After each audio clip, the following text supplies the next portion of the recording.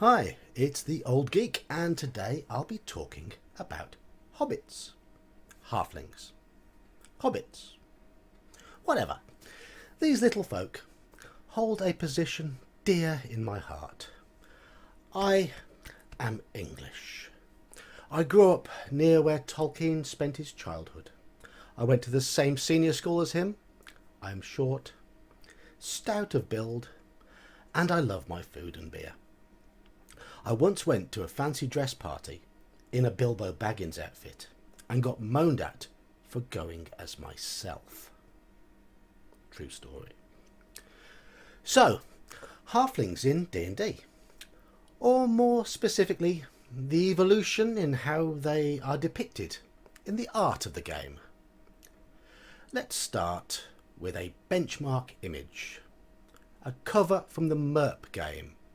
Obviously, it's not D&D, but this is the original Hobbit, which became the Halfling.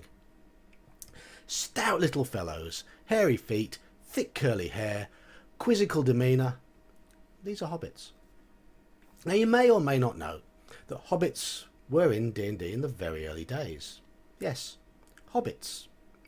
Then the Tolkien estate got a bit stroppy, and they were renamed halflings.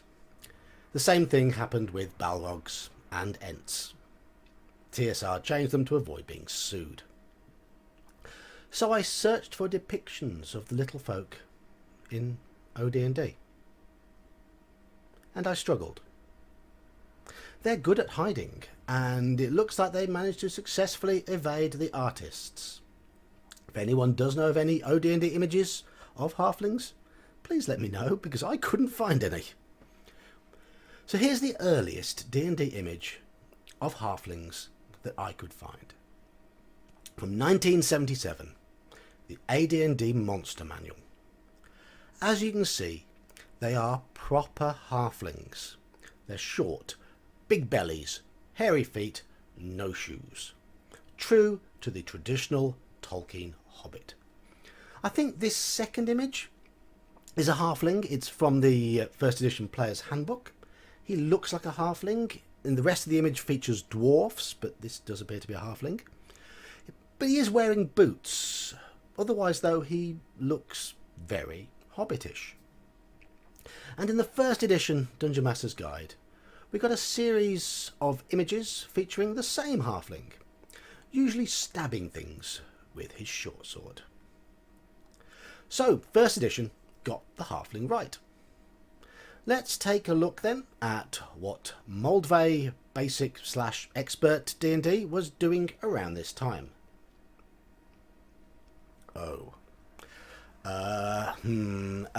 Okay, shall we forget this one?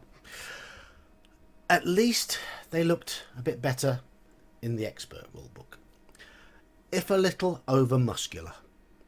But that was Jeff D's style.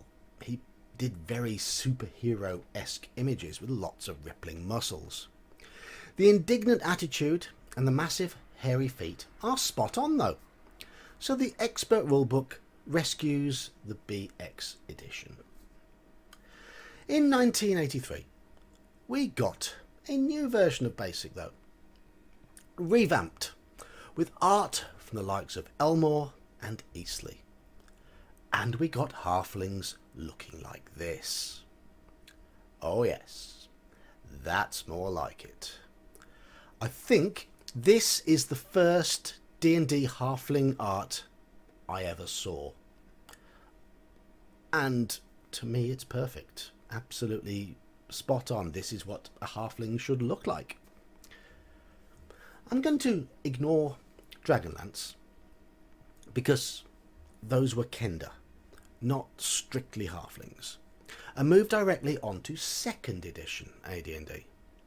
Again, in the rulebooks, halfling images are quite elusive, but we do get this little fellow towards the end of the main rulebook. I think he's a halfling. The art isn't very good in this image though.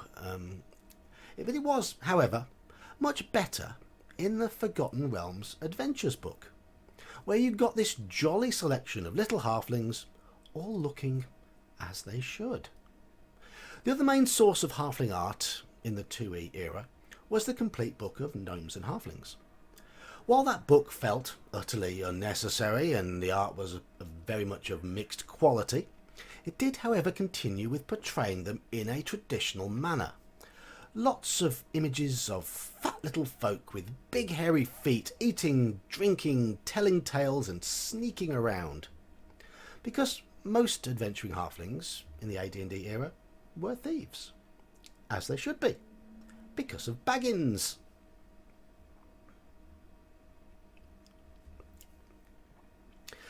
Again, I'm going to ignore the halfling offshoot that appeared in another set, Dark Sun, as they were essentially a different race. Savage cannibals. They were great fun, but not really halflings. The Rules Compendium came along in the early 90s. It was a great book, a really thorough and expansive edition, but retaining the simplicity that made basic D&D so pure. But its artwork was rubbish.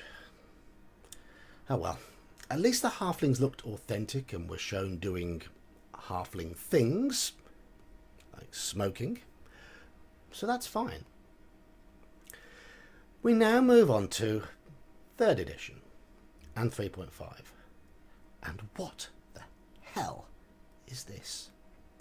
They've been put on a diet and someone has sat on their heads. Plus they need a haircut. Halflings have thick curly hair and sideburns, not dreadlocks. What on earth were Wizards of the Coast thinking? Repeat after me. This is not a halfling. So, 4th edition. More of the same. Now, I don't think this artwork is bad per se. It's just that these images are not of halflings. Hair, clothes, belly, feet, all wrong. They just look like small humans.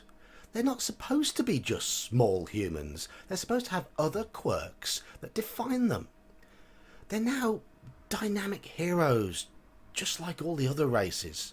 Not innocent, jolly-faced little gluttons. Those traits that made them so endearing in that early fiction.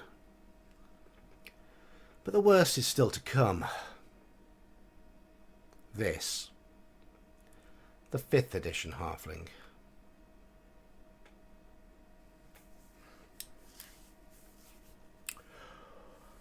What on earth is the artist thinking of here?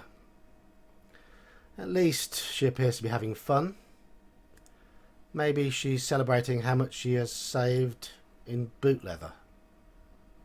Well, listen to me, Missy. You shouldn't have had to spend anything on boots. Nothing at all. Because the artist did your feet wrong. You're supposed to be barefoot. And look at your hands. It's just ridiculous. John Ronald Rule Tolkien will be turning in his grave. So to finish, the best piece of D&D halfling art, and I've left it to the very end. This, from the 1983 basic rulebook. A fat little fellow. It's not perfect, as he is wearing boots, at least they're big boots, but he looks like a halfling. He's shaped like a halfling. And he's doing exactly what a low-level halfling should do. Now, you would be excused for thinking that he's fleeing from that monster behind him. Nope. He just remembered that he needs to take his pie out of the oven.